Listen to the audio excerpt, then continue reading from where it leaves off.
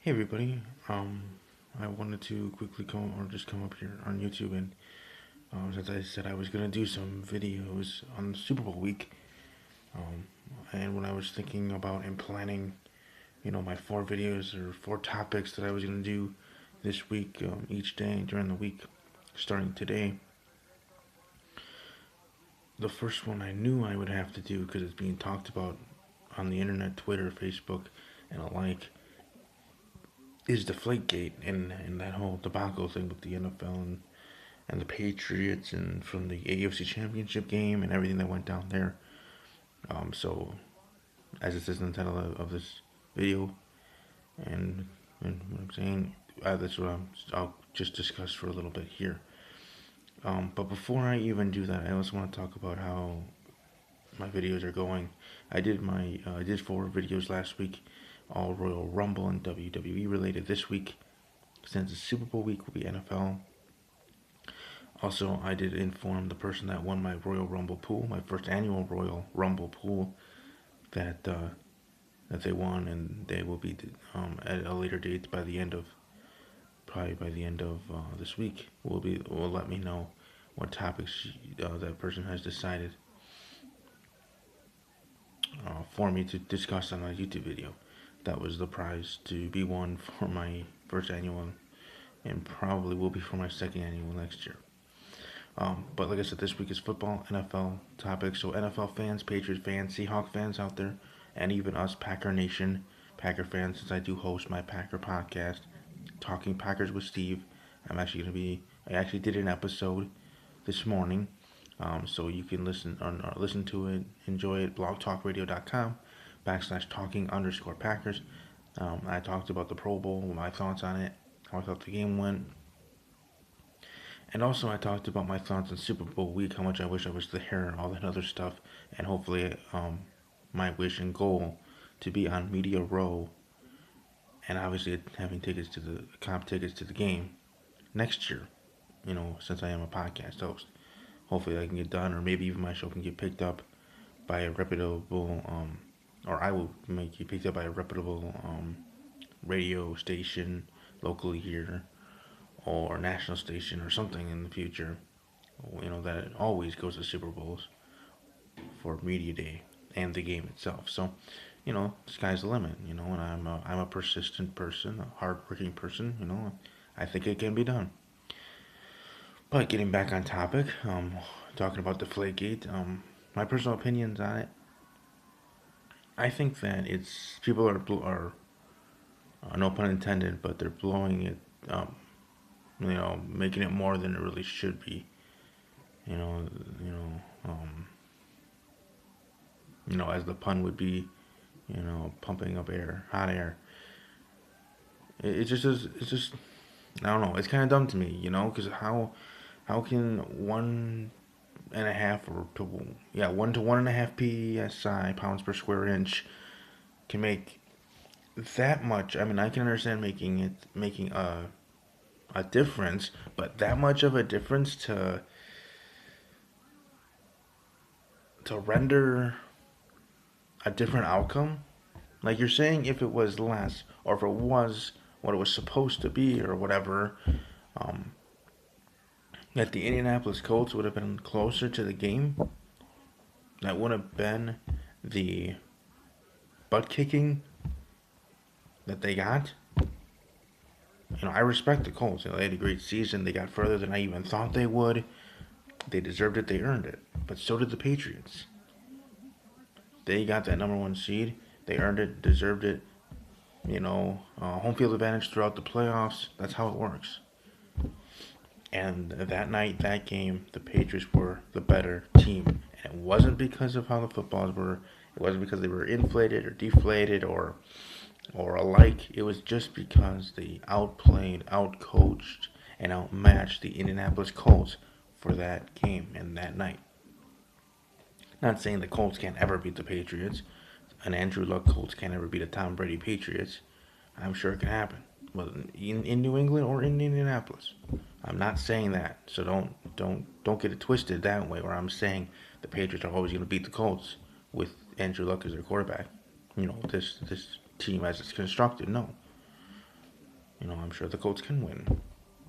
And when or if they do beat the Patriots, it's not going to be a fluke, and it's not going to be a major upset or whatever. It'd just be the Colts beating the Patriots, just like it was the Patriots beating the Colts at the AFC Championship game. But I'm sorry, but in my opinion, this whole Deflategate is just, I don't know. I guess in the end it just doesn't make sense to me. So my overall opinion, I think, to be honest, if the Patriots are found guilty, and as much as I said that it didn't really have impact on the final score of the game, the Patriots won, and they were going to win whether the balls were deflated or overinflated. But a rule is a rule. Just like Marshawn Lynch, there's a rule that you have to talk to the media, especially today being Media Day, Super Bowl Week Media Day.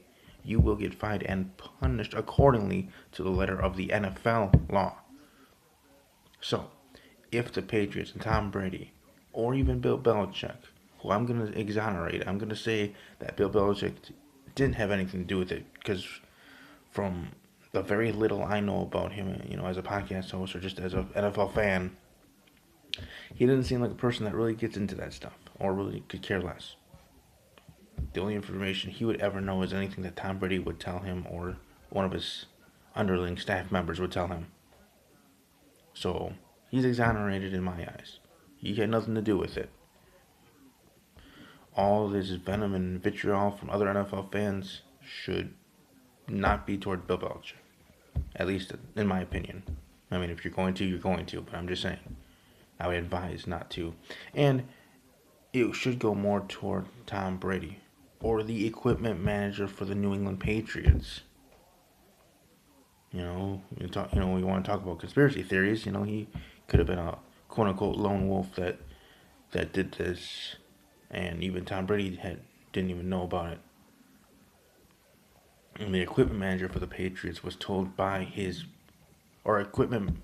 equipment manager, who was the boss, obviously of the equipment staff, told employee of his under him that obviously works doing the equipment to do this, meaning then the equipment manager would be the one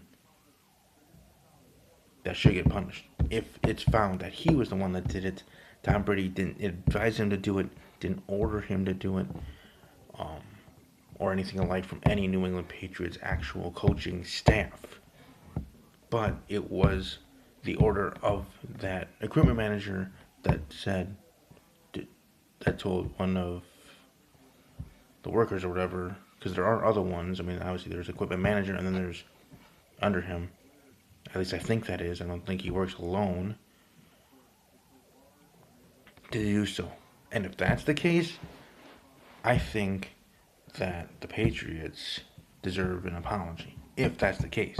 If not, and they are found guilty, or it was Tom Brady or even Bill Belichick, if it's proven, then they do get to be punished. And I quite honestly would hope they get punished more than they did for Spygate, because it's a second major offense. But like I said, if it's just the equipment manager and he was the one that told someone in his staff to do it, then obviously he should be punished, and he obviously should be fired. Meaning that I'm sure the New England Patriots would still have to take a hit, because obviously the NFL's not going to punish an equipment manager themselves. The team will, by firing him. But the NFL will still give the Patriots a big fine, because obviously he's the equipment manager for the New England Patriots. So he's technically representing the New England Patriots brand, team, and name and likeness. So Patriots get fined maybe a little bit of a higher amount, and the Patriots then will punish in-house that equipment manager by firing him. So that's how it would go, and that's what I think happened. I think it was the equipment manager doing it without orders from anybody else, because I don't know, he or she felt like it, or whoever it was, that person. I'm not gonna assume it was a male, but it's just, I don't know. Like I said, I don't understand it, And no, it's not that I don't understand it because I don't understand science. I mean, in high school, I love, and I still do. I love math and like doing. Sometimes I like to do like math problems randomly, like for fun or whatever, just while I'm watching shows or sports stuff. Um, so it's not that I don't understand it or don't know my science or math or how weather affects things or all this other stuff that I've woven into it.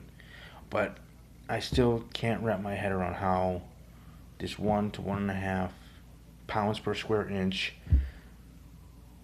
would drastically affect a football game. Like I said, after hearing from all experts, true professionals in the scientific trade and community on YouTube and on CNN or NFL or on ESPN or CNN or alike on TV,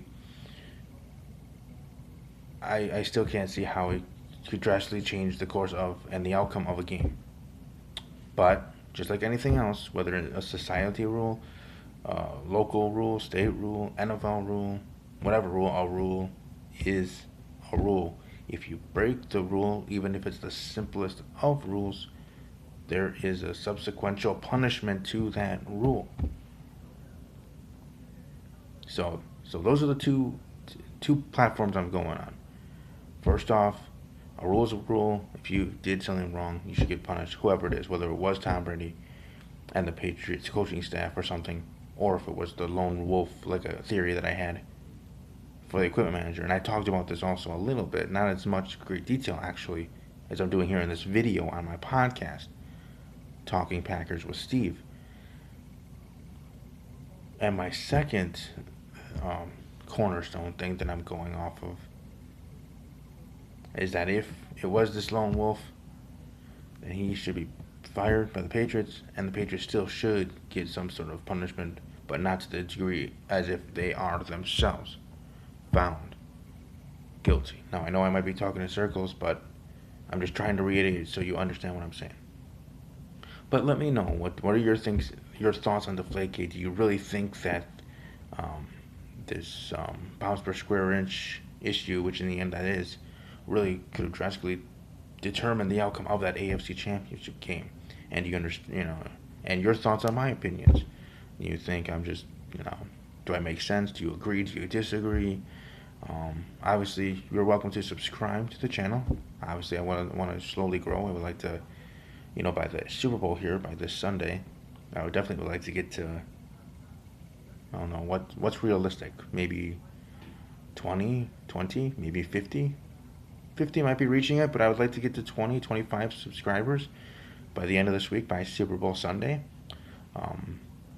What'll happen, we'll see. Obviously, the ones that do watch this video, share it, tweet it to, media members, tweet it to sports athletes, tweet it to your friends or family that are NFL fans, and tell them about the podcast and my YouTube channel. However, wherever, I do greatly appreciate it. I always do. And if you let me know who you are, you might even get a shout out on the show or in a video. I'm always about giving back. Just like, I hope people would give back to me, other podcast hosts or other people that I've tried to help out too in the past. So, I always try to preach or do what I ask of others.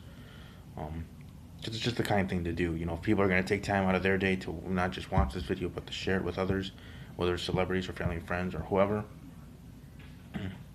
then I can definitely take a couple of minutes out of my time to thank them in a video or during a live podcast episode. So, again, thank you for your time, and I will be back again tomorrow, and then throughout the week with videos.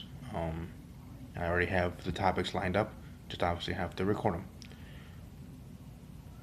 Take care, and my next podcast episode for the sports one is going to be Thursday morning, or afternoon. I might have a guest, so I might have to change, but definitely check out the Twitter handles in the description below, because that's where all that information will come from. So looking forward to hearing your feedback and interacting with fans here on YouTube and on my show live. Take care.